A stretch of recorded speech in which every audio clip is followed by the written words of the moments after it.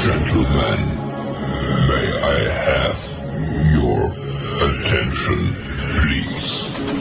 The show starts in 10, 9, 8, 7, 6, 5, 4, 3, 2, 1. Go. You think that, Patty? I agree. All right, listen, I want to start with this. Oh, what a night. Watching Tottenham on a Tuesday night. You play first because you're fucking shy. What a feeling, what a night. You can't then tell me that two players go out and you strengthened as well, and then all of a sudden your whole season crumbles. It's crazy. And to me, if Arsenal don't make top 4 this season, that is one of the biggest bottle jobs in recent Premier League history. But imagine me then turning around and saying, oh, you guys are celebrating today, but 3 weeks ago you were unhappy. That's football. But it doesn't make you a flip-flop fan. Yeah, You're actually enjoying I'm not happy, man. I was underwhelmed. I was quite shocked when he was when we were linked to him. I mean, we had some big hitters in there originally, Conte, Poch, you know, so then to be then linked with Nuno and for him to get the nod over all the other guys. Grin, almost as big as he is, because he's like 6'5". Very good friend, very good person.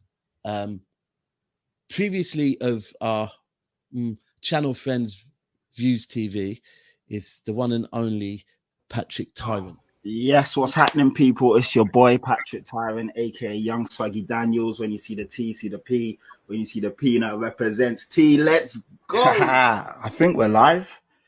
Yeah, man. I think we are live. All right. What's going on? Are we good? Just making sure we're okay, because my Wi-Fi has been so dodgy. I was on Last Word on Spurs on Sunday after the game, and honestly, it was a nightmare. My Wi-Fi was cutting in and out. I was having to stream on my phone and jump on this device and that device, and I had a shocker. And you know, I've waited a couple of days, been back and forth on the phone to Sky and sorting it out, and I think we're good. So I'm hoping you guys can see me in 4K, 108E and all of that good stuff, and I hope you lot are all well, man. My name's Patrick Tyrant, aka Chatty Patty. And if you're here for the first time, where have you been? But it's all good. I forgive you. If you can, smash the like button on your way in or on your way out. Subscribe to my channel. You know, I'm trying to make the channel pop. You guys consistently ask me for content, to upload content on a regular basis. So I'm delivering on my side of the promise or my side of the deal. So in return, by all means, just subscribe to the channel. Help me grow. You guys are wonderful. I mean, I always get so much support from everyone when I appear on podcasts and streams, and when people hear me and see what I've got to say. And obviously, I'm just trying to get my channel to where I think it deserves to be. So yeah, man, let's do it, man. We're a community. Let's grow together and all of that good stuff. And yeah, I mean, yeah, like, where do I start? Where do I start indeed? Let me just bear with me a second. As I was saying about subscribing to my channel and all of that good stuff, let me just get the banners. Where are they? Where have they gone, man? Where have they gone? What is all this shit on up? Sorry, excuse me a sec. Okay, here we go. Yes, there you go. So yeah, where do I start? You know what? Let me start with if you guys have seen the thumbnail. So obviously, if you've joined the show, you've probably seen the thumbnail. And that thumbnail reaction was from, ironically, it wasn't a picture taken, it wasn't posed. That is something that happened organically. And it's from the Last Word on Spurs podcast, which basically was a post-match after the show on Sunday. So that was a match reaction show on Sunday, a couple of hours after the game. And let me play it because it's actually quite funny. And it's you know, me going on a rant after the game, so it's fresh, it's juicy, but you'll see the thumbnail and how that came about. So yeah, let's get into that straight away. The club, and we go again. You can't keep doing that. You can't keep pulling the wool over our eyes. Back the manager properly, and then let's see what's what. Because you have backed him to a degree, but I'm sorry, I don't fully believe that Ange looked at Wilson Odegaard as all the wingers in the world and said, this is who I want. I don't believe it. I'm sorry. You know, he's a good young player. He's 19 years old. You're trying to tell me we couldn't have got in a more experienced winger who's a bit more ready? Again, so I'm not sure. So this is where my frustrations lie. It's like you're backing the manager, but you're not really backing him. Like, back him properly and let's see what's what. If you really believe in him, you sign a 4 or 5 year deal. You know, you're spending 65 million on Dominic Solanke, 50 million on Brennan Johnson, 40 million on Odegaard, wherever you're putting money down. But why don't you just add the extra 5 or 10 million and go and get us some proper ready-made players that can come in and actually change the fortunes of this club? So, I mean, Newcastle today was a big test, a big litmus test. And when I step back and maybe in a couple of days, I mean, I'm trying to do that now. I do think that we played well. And I do think that fans can go away with some confidence that there is an improvement, 100%. We got smashed there 4-0 last year. Like, you know, we absolutely dominated the game today. And every Newcastle player and fan will be like, how the hell did we win that game? So there is that. But there's only so long I can have this mindset if we don't start putting performances, you know, as in W's on the board. But again, I understand with a rebuild that there will be these moments. But it's just frustrating because we talk about Arsenal and 5 years this year, you know, eighth, fifth. We're probably in a better position financially than Arsenal in the sense of we could back the manager properly if we wanted to. And that's where my frustration lies, because I see it as like Daniel Levy's almost trying to kid a kid off. Like, you see him back in the manager, just go full. Pat's face looks like my feet after the second goal today. Just absolutely brutal, isn't it? We'll let Pat refresh the connection. Freeze frame that, Rick. That's today summed up, isn't it? Oh, wasn't it just? So yeah, as you can see, yeah, shocking. The Wi-Fi killed me, and that freeze frame moment is what I used in the thumbnail. So afterwards, people were bantering with me, sending it to me as a sticker, like, oh, my face after we conceded the second goal, and you know, my face after dropping the kids off or being at home with the kids or some holiday and this and that. I was just getting it, and yeah. So cheers, Sky, you killed me, but it's funny anyway. So yeah, obviously we're here. Welcome to the show, Chatty Patty 3.3. This is the Newcastle and Spurs basically wrap-up show, essentially. I'm on international break, but of course we got to talk about the big game at St. James's Park. We obviously lost the game 2-1. Everyone in the comments, there's quite a few people of you already here. Thanks for tuning in and joining me. By all means, drop a comment. Let me know where you're tuning in from, what your thoughts are right now. If you're a Spurs fan, if you're a rival fan and you're coming to pass through and just obviously peep the show and hear what we got to say, by all means, drop a comment, interact. It's always good to see you guys and hear you guys, hear what you got to say, hear what you guys are thinking. And yeah, we'll bounce off each other in all of that respect. But yeah, so Spurs versus Newcastle, or Newcastle versus Spurs on Sunday. And I went into the game in confidence, to be fair. I thought that we looked good in our first two games. And for me, it was a great litmus test of where we are. Newcastle, fantastic team. I like them. I like the way they play. I like their manager. I like their, they got a bit of everything. They got a bit of resilience. They got a bit of bite. They got good flair players. They've got a fantastic finisher in Isaac, a great out-and-out winger in Gordon. They've got, strength from Gale in the middle with Joe Linton and Bruno Guimaraes. They're a good team. I like how they're set up. I like they've got a bit of everything about them. And the fact that they don't have Europe this season, I do actually, they're a dark horse for the top four because they don't have European football. And on their day, they can beat anyone. And they can give everyone a fight as well, anyone a fight. So they can mix it up. They can obviously, hit you with the grit or hit you with a bit of finesse and skill. But with that being said, they weren't in good form. And I fancied our chances going into that game just off the back of two good performances. And for me, I thought it couldn't get any worse, 6-1 drubbing, 4-0 drubbing. And I was like, this is the perfect time to go there and see what we're about. And to be fair to the boys and to be fair to Ange, we absolutely dominated that game, bossed them off the pitch. But frustratingly, as you guys know, we lost the game 2-1. And it's a real bummer, man. It is. And I've been going back and forth on Twitter all week. I've been arguing the case, defending the boys, saying, yes, I'm frustrated we lost, but I have seen improvements off of the back of those 3 games. I can see what we're trying to do. A lot of people aren't happy, saying that's not just 3 games, it's the back end of last year. I think some are saying one win. I can't remember the stats off the top of my head, but a lot of people are alluding to the fact that our away form, our away form, so as away from home, has been diabolical, and they're really looking at Ange and wanting to see more.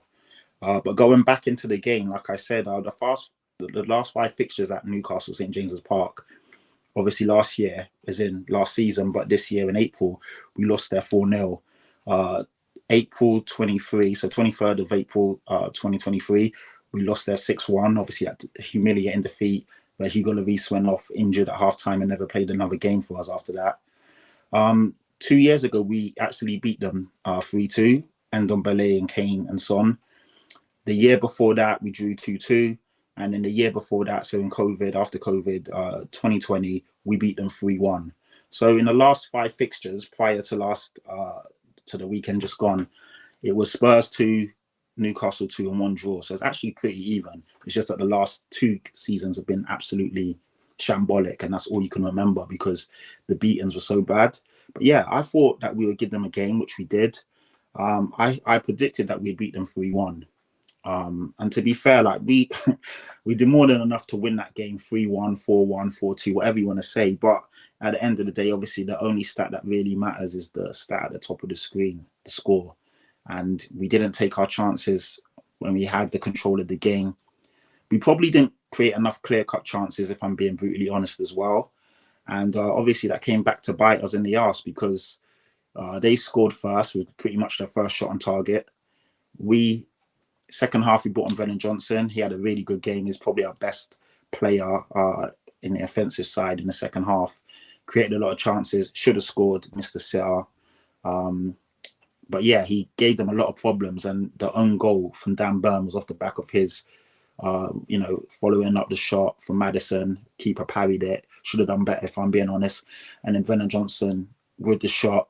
Dan Burn, bit of a comical kind of own goal, but it was off the back of Brennan Johnson's resilience to get into the box and obviously follow up on the shot. And then off the back of that, I thought, cool, we're going to go on and win this game. But like I said, we didn't really create enough clear-cut chances. And in the end, Newcastle, 1 shot, 1 kill, got the ball to Isaac, he scores, and they win the game. And it's really frustrating because I honestly, like I said in that last Word on Spurs segment, I honestly believe all Newcastle fans and the players would be like, how the hell did we win that? But they did. And they got the 3 points. They hung in there. And essentially, they rope-a-doped us. They took a lot of punches, had their guard up. And then when we didn't expect it, boom, they hit us with a counter. And just like that, you lose a game. And we didn't even, we left there with nothing. I would have been happy with a draw, considering it's a tough place to go to. And considering, obviously, our last two results. At a minimum, we should have left there with a draw. But obviously, I thought we did enough to win it. Yeah, what's good, Mario? How you doing, man? I love that. Thank you for the comment. And yeah, appreciate you, bro. Thanks for tuning in. But yeah, man, it's frustrating. It really is. But I'm not going to be one of these guys that loses their head and goes crazy. And a few people are trying to call me out as well, saying that, they expected me, like I've changed my stance and changed my tune. I haven't. At the end of the day, I feel the team have played well. And if the team aren't playing well, and obviously the performances aren't, and the results aren't there, then I'll call it out. I can call it out and say, yes, the performances, the results haven't matched the performances, but I genuinely believe that we are playing well. Off the back of the last 3 games, we should definitely be on 9 points. We created more than enough chances in each of those games to win them. You can see the attacking play, or you can see the identity, you can see what we're trying to do. Admittedly, our shooting boots haven't been on. And this probably will go back to, I'm kind of jumping around, but it will probably go back to the point of in the summer when I said that we needed more ready-made players, because we are creating the chances. We're getting into fantastic goal-scoring opportunities. But a lot of these guys, as in Brennan Johnson, Wilson Odobert, they're obviously works in progress. Their potential, untapped potential, we don't know if they're going to ever reach that potential. Obviously, we're banking on it. We have to hope and pray they do now that they're Spurs players. And obviously, they got the badge on and we have to support them. But if we would have gotten a Neto, or we would have gotten a Rafinha obviously probably wasn't up for sale, but Neto was, and Neto was available, and we could have got him if we really put in a proper bid and convinced the player that, yes, this is a project. Come and, I'm pretty certain if we really wanted Neto over Chelsea, we could get him. I'm very adamant of that. It's not like we can't pay the wages. It's not like we can't afford the player, and it's not like we haven't got a good project and something that Neto would love to be involved with. But obviously, we put in a mediocre bid. It wasn't serious. Chelsea actually put in a bid that matched their valuation, and you know that story's there. So frustrating, man, because obviously out of the starting 11, we've got one solidified starter, which is Dominic Solanke, and then we've got some prospects. And obviously, at this moment in time, none of us know how good they're going to be. You can give me all of that. Yeah, they're talented young players and this and that. I know that. But when I'm talking about the here and now, when I'm talking about, you know, backs to the wall, in the trenches, 1-1 against Newcastle, St. James's Park, and you need your guys to deliver, and they're fluffing their lines. This is what I was alluding to in the summer. And people told me that I was being a bit negative or I should back the team. I'm not a negative person. I'm also a realist, though. I know about reality, and it's there. It's there for all of us to see. This comment is funny. I'm gonna have to put it on the screen. Get ready for back-to-back L's, 3 in a row at your place soon. So obviously that has to be an Arsenal fan. Shout out to Master Weasel. That's how you spell it or say it. Yeah, man. We're gonna get to that. I'm relishing, like I said last week and on all the shows I've been on. I actually relish the big games. For me, it's a fantastic opportunity to put yourself up against the best. You can only decide and figure out how good you are when you play the best, i.e. when you're in the Champions League or when you're playing the best teams in our league, you know, your Arsenals, your Liverpools, your Newcastles. I was going to say Man United, but they're not there. Chelsea to a degree, but you know what I mean. When you're playing the big teams, your Man Cities, that's when you see what you're really about. And Arsenal, a fantastic team at the moment, comfortably the second best team in the league. It's them and City neck and neck right now. And yeah, it's going to be a good game, man. Obviously, we've lost the last two. Last year, we were down 3-0 within the first 35 minutes. It was crazy. At halftime, the stadium was flat. I've never heard it that silent. Like, we was all shell-shocked. We were 3-0 down, and it's like, this could be 5 or 6 or 7 if we don't fix up. Or are we going to show some resilience and some bottle and get back into it? Thankfully, we did show a bit of fight. I'm not sure if that was us or if they took their foot off the gas. It ended 3-2. We still lost the game, but at least it had a bit more respect about it than being 3-0, essentially maybe 5 or 6 down. So yeah, I'm looking forward to that. I really am. Yeah, exactly. It's the North London derby, anything can happen, and that's it. Obviously, they do say form goes out the window, but realistically, you also need your best players to be on point, and you just need to make sure you don't do anything silly. In the last game, Højbjerg with that weird header off the back of the set piece off a corner, the own goal, that then, you know, gave them the chance to really put their foot on our neck, and the floodlights basically opened after that. The floodgates opened after that. But going back to the game, because obviously that's what we're here to talk about first and foremost. Come on, when my screen starts acting properly. Yeah, really disappointing. I can't even hide that and you know, gloss over that. But we'll get back into the starting 11s or the starting lineups. So for me, I was what's going on there? Sorry, man. Apologies. Let me get that off the screen. Love to you, Mario, but for now, let's get it off the screen so we can see it. I was really happy with that lineup. I wanted Kulusevski to start.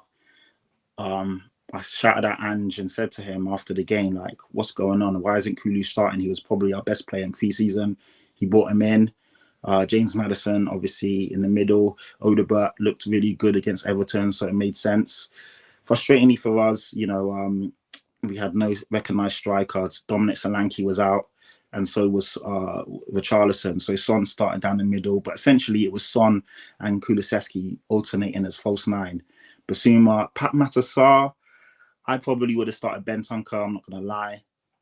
Sarr, for me, even though he's young and even though I like him, I'm not sure about him, if I'm being honest, in the big games away from home. Like, he didn't really offer anything on Sunday, and I'm not trying to call him out. There's a lot of players that probably weren't at their best, but I didn't really see much from Sarr. Udogie, Dragusin, Romero, and Porro. Obviously, that back four picks itself. Unfortunately, we lost Mickey van der Ven.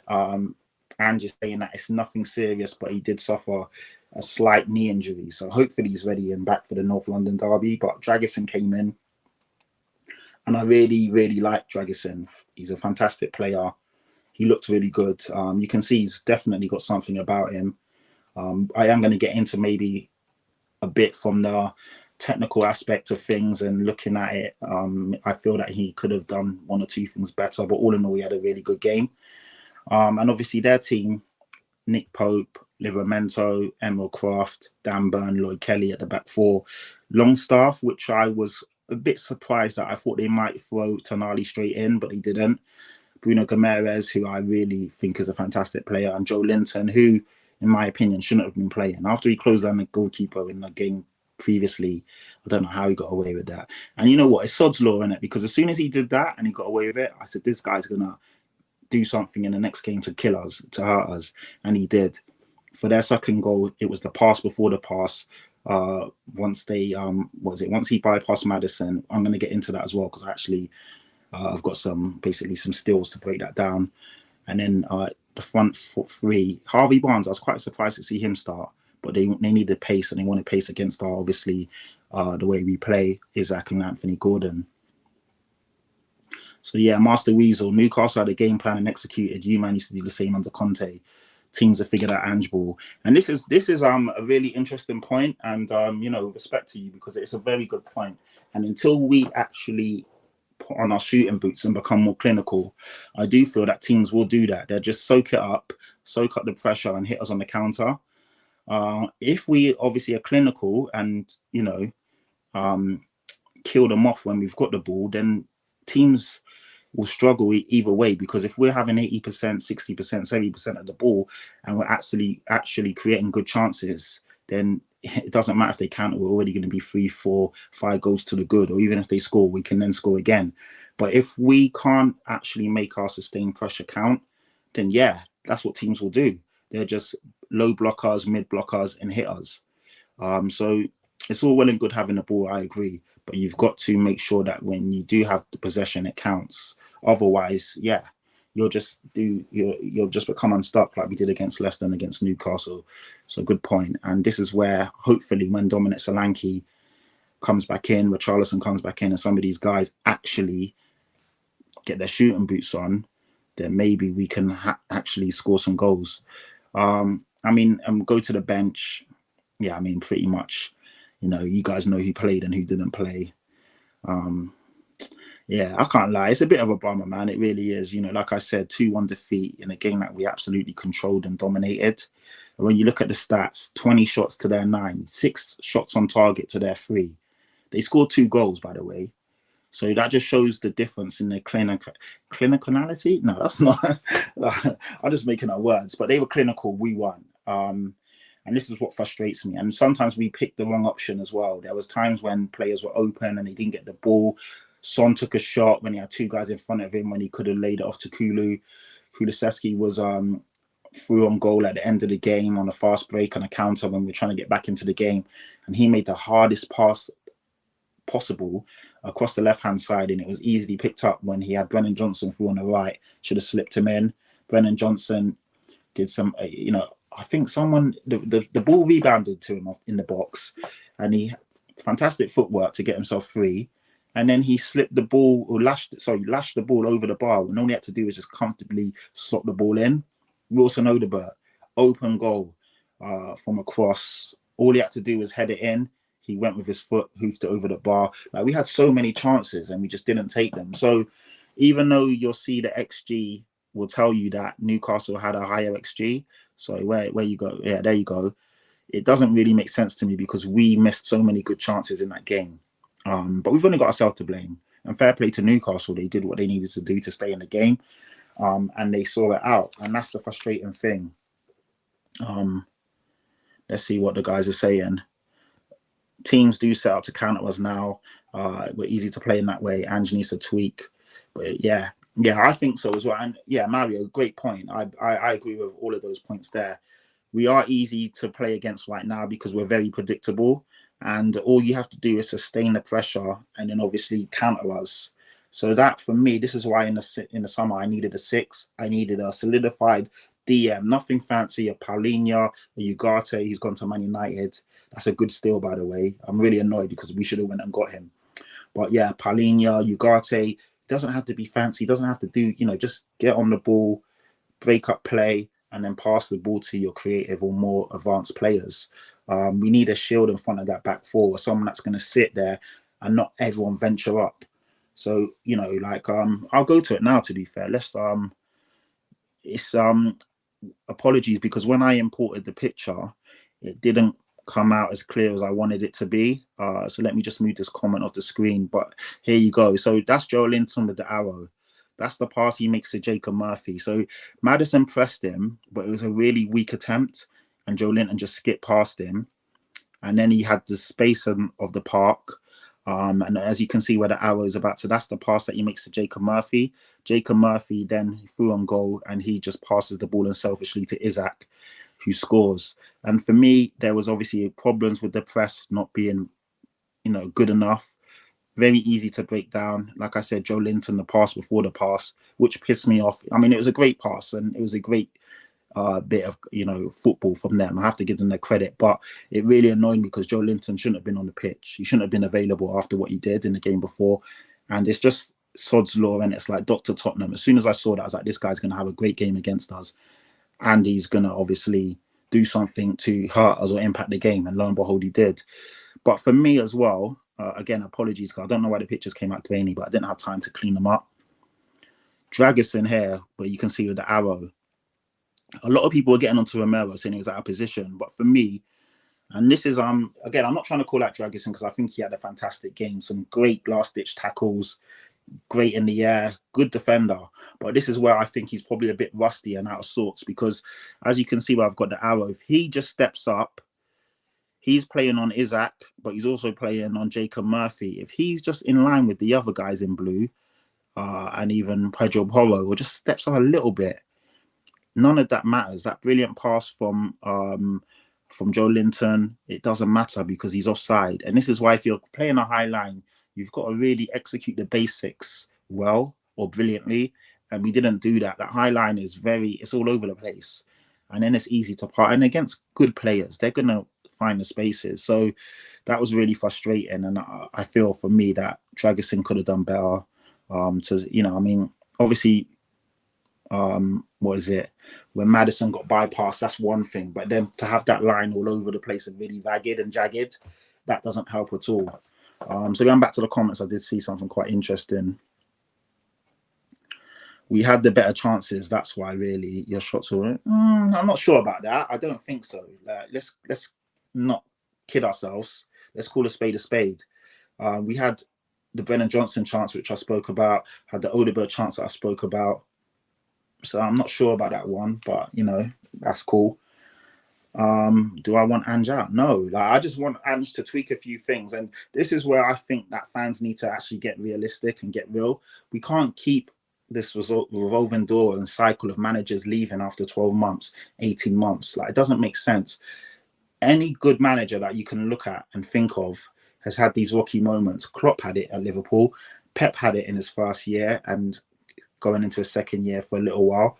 Arteta obviously finished 8th and 5th before he really became, you know, the manager he is now. And his first season, he finished 5th. There was glaring holes in his system. There's still inconsistencies there, but he's still a good manager. And I feel if he gets a few things right, then we can be a really good team. I feel we are a really good team in the sense of you can see what we're trying to do. It just needs a few tweaks. But to get him out, what's the point? And what have we done for the last year? It just doesn't make any sense. At some point, you've got to stick with the manager and obviously give them the tools. We can get into that. I still don't believe he's been back fully, but we give him the tools and allow him to make mistakes and learn on the job, just like anybody in any walk of life. We can't keep hiring and firing managers. It doesn't make sense. Ange does need to tweak things, admittedly. But I just don't understand us firing him right now. What does that mean and what does that prove? And where do we go if we keep firing all the managers? Like, it doesn't make sense to me. We literally, as Spurs had the ball, you're so open. Yeah, again, I think Newcastle fans, I think you're giving yourself a bit too much credit because you can't say we literally had the ball. We were passing you off the park. You couldn't get out of your heart. Like, you're saying you had the ball. How many times did we dispossess you when you had the ball? And then obviously we just, so yeah, you won the game, but come on, you had 3 shots on target. And yeah, I don't know. I think you're giving yourself a bit too much credit. You lived a charmed life in that second half. First half, there was only one team in it as well. You won the game, but I'm not hearing all of this. Like, we let you have the ball and that, because we took the ball off you many a time. You were pinned back. And that's the first time in a long time I've seen Newcastle pinned and pegged in their own. That sounds quite raunchy, pinned and pegged, like it's some, forget. But yeah, I'm not buying all of that stuff, man. I'm really not. So yeah. Yeah, I know we lost. No shit, Sherlock. I know we lost, but I still think we played well, and I still think there are signs of progression and progress, and I still think there are things to get behind. And I know this is the thing. Like, sometimes I feel context on modern day fans and social media just gets thrown out the window. I put a few tweets out. I've been going back and forth with people. I'm not even really going to get into it on here because it's not even worth it. But I know we lost. Trust me, I know. But I also do feel that there are signs, and I'm going to keep this short and sweet. I'm not going to dwell on it too long, but this is something that I wanted to put as one of my takeaways, but I'm just going to throw it up here because it's basically off the back of what opening weekend. That's not what I want. Sorry, apologies. Why is that there? That's not what I want. But yeah, stats so far after the first 3 games: shots on target, second with 20, possession first, touches in the opposition box first. So irrespective of people saying, "Oh, we're letting you have the ball and this and that," which I don't believe, because you have to exert yourself on the other team. And like I said with Newcastle, they were trying to get out of the half and they couldn't. Touches in the opposition box, 145. Big chances created. This is where we're letting ourselves down, because we're having all the ball. We're creating a lot of chances, but they're not good enough chances. And that's what I was talking about previously, and expected goals. But there are signs of a good team there. There are signs there. And this is what I've been arguing with people. I can see what we're trying to do. The problem for me is probably the players. The quality of the player isn't good enough to execute that in certain instances, i.e. Brennan Johnson, Timo Werner, young Wilson Odobert, Archie Gray, Bergveld, all young players, or all unproven players, or in Timo Werner's case, he's 27, 28, but we all know he's just not good enough in that final third. And this is where, like, for me, it's all well and good saying these players will come good, but we need them to be good now. Otherwise, Ange might not get the 2 or 3 years or 4 years where they are good players. And that's why I wanted some more ready-made players. I just hope when Dominic Solanke comes back, with all the shots on target, with all the possession, with all the touches in the opposition box, then he's going to start scoring and gobbling up some of them chances, because Dominic Solanke isn't somebody like Kane or Son that will drop deep. He stays in that 6-yard box, and he's a poacher, and he will gobble up those chances that we create. So, it's about what you do with the ball. Ange always plays down the sides and crosses in. Barca and City keep the ball until they find space to make a free ball or chip it over with flair. And yeah, to be fair as well, you do see Maddison doing that. Maddison has a lot of touches, and he does try and find the runners and try and find that space. I've seen Maddison look a lot better than he did at the back end of last season. He's already got 2 assists, but of course I still need more from him. He's one of our main players. I need more from him in the final third. So yeah, our gameplay only has one attacking tactic. It's down the sides and no crosses into the second post. Yeah, I agree. And that's the one-dimensional part. And that's essentially what the Brennan Johnsons and Timo Werners are brought in to do. And we do need more in that respect. I agree. And that's something that needs to be tweaked. Defensively, there needs to be a few tweaks as well. So yeah. Good evening, Patrick, and all in the chat. Evening, bro. Evening. I hope you're good. On the side note, the backlash you've had is ridiculous. I don't think you said anything wrong. It's not doom and gloom for Spurs at all. Yeah, I agree. I just think, and this is coming from a Newcastle fan, by the way, I just think in today's world, there's a lot of people that are negative, and they obviously, their stance, the whole thing with Daniel Levy has really got the fan base in a chokehold. Like, for me, I don't like Daniel Levy at all. I want him out of the club. I wanted him out 10 years ago. I saw what he's about, and I don't agree with his standpoint from a footballing side of things. But with that being said, my hatred for Daniel Levy isn't bigger than my love for the club. So I'm always going to want the club to do well, because if the club do well, me as a fan, I'm happy and I see success. I'm not going to want the club to fail to prove my point about Daniel Levy. That doesn't make any sense. It's a backward way of thinking. He's here. I hope he does go. I hope at some point he sells up and we get an owner that will really just care about football for footballing's, things, and really back the team properly. But also at the same time, if I'm seeing a club actually making progress from a footballing standpoint, and I'm seeing a manager I can get behind, and I'm seeing something, I'm going to back that. And there's going to be rocky moments. We've had a massive clear out, had a lot of new players in. There's a lot going on. So, you know, sometimes I think the fans have got to be a bit more realistic and also stand tall. I'm not wither every time something doesn't go our way. Like, we haven't played badly in these last games. We've been unlucky, unfortunate. Yeah, we should have been better here or there and all of that. We all know that. But to then be saying Ange out and this, you know, and then trying to call me out when all I've done is say what I think and feel, is fucking mental. But, you know, this is where we're at. And I feel sometimes people want me to be their voice and be negative because that's what they're about. Yes, I don't like Daniel Levy, and yes, I want Levy out, but I'm also not going to be negative just for the sake of being negative when I see good things from the club and I see bad things from the club. Do you know what I mean? So I just try and be fair. So yeah, man. But, you know, with all that being said, let's see, quickly get through the comments. Yeah, love to everyone in the comments. I really appreciate you all. Don't forget, Arsenal fans wanted Arteta out after they finished 8th, 5th, and 5th. Look at them now. Some of our exactly. Yeah, this is the thing. We're finished. This is what I don't really get from the fans that want Ange out. Like, you can see what he's trying to do, and yeah, there are tweaks, and yeah, there are flaws. We finished 5th last year, 2 points behind Aston Villa, who are a good team, very good team. It's a very competitive league. I think Ange is on. You know, if Ange tweaks a few things, we can be a very good team.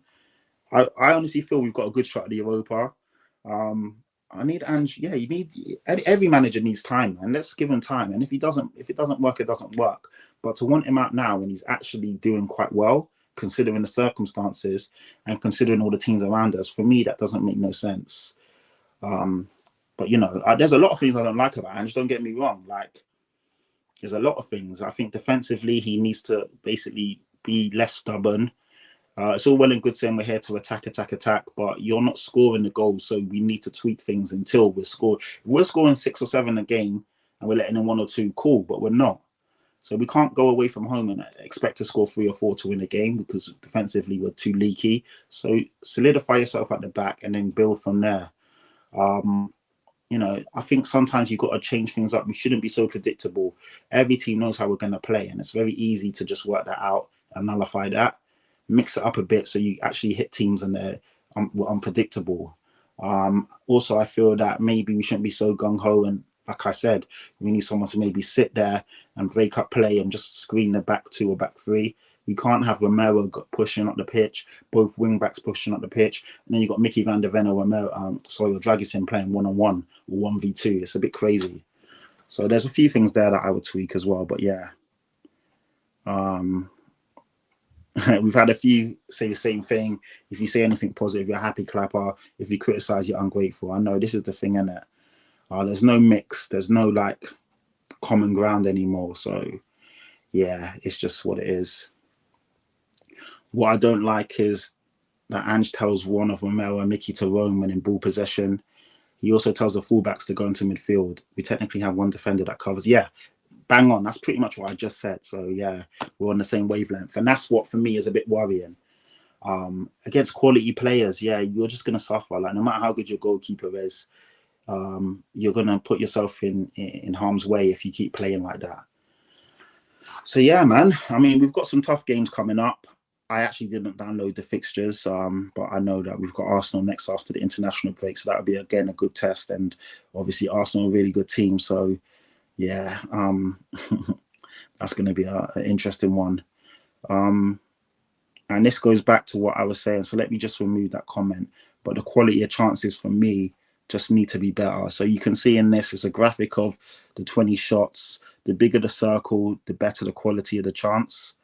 But as you can see from the chances, no goal. You know, so when we've got Newcastle fans in the comments talking about the chances that we did or didn't have, we had some good chances in that game. We just didn't take them. And yeah, I think that's it, man. I think that's it. I was short and sweet. Just wanted to quickly touch on the game and touch in with you guys. Like I said, if you're passing through, by all means, smash the like. Share this with your friends and family if they're into football podcasting or they want a different aspect from the game. Leave a comment as well if you're watching it on YouTube. It'd be good to see who's tuning in, who's not. And yeah, by all means, I'll catch you guys soon. Take care, man. Have a good one. And thank you for dropping by.